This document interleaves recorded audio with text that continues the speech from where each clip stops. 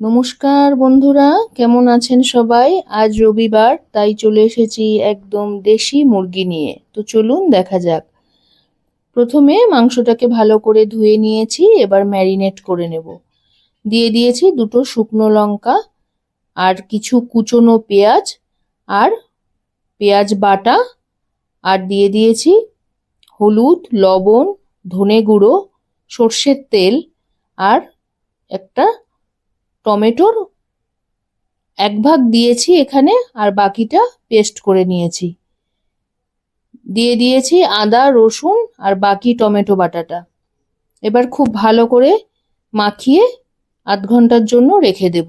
আর গ্যাসে একটা কড়া বসিয়ে দিয়েছি, সর্ষের তেলও পরিমাণ মতো দিয়ে দিয়েছি।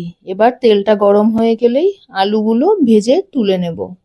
তারপর তেলের মধ্যে দিয়ে দেব গোটা শুকনো লঙ্কা। লঙ্কাটা একটু লাল হয়ে গেলেই মাংসগুলো দিয়ে দেব এবং খুব ভালো করে মিশিয়ে নেব। আর ঢাকা দিয়ে অনেকক্ষণ কষিয়ে রান্না করে নেব, কারণ দেশি মুরগি একটু সময় বেশি লাগে। খুব ভালো করে কষিয়ে নেব ঢাকা দিয়ে, এবং তার মধ্যেই দিয়ে দিয়েছি আলুগুলো এবং কিছুটা লাল লঙ্কার গুঁড়ো আর টক দই। আরও কিছুক্ষণ ভালো করে কষিয়ে নেব। তারপর দিয়ে দিয়েছি গরম জল। ঝোলটা খুব ভালো করে ফুটিয়ে নেব এবং নামানোর আগে ঘি ও গরম মশলা দিয়ে নামিয়ে নেব।